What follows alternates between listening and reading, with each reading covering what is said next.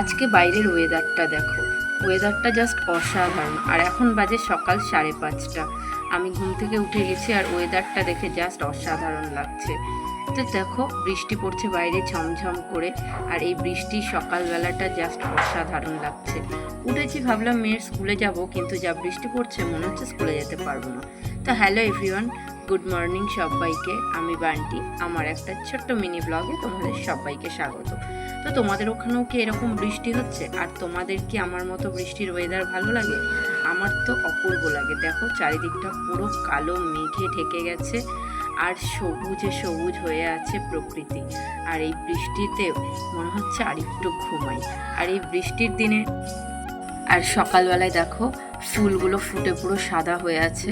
তো এই রকম ওয়েদারে তো মনে হয় যেন একটু খিচুড়ি খাই বা অন্য কিছু রান্না বান্না করি, মনটাই ভালো হয়ে গেছে। তবে একটা দিকে আবার কি, এত সকাল সকাল বৃষ্টি আরম্ভ হয়েছে বলে স্কুলে যেতে পারলাম না।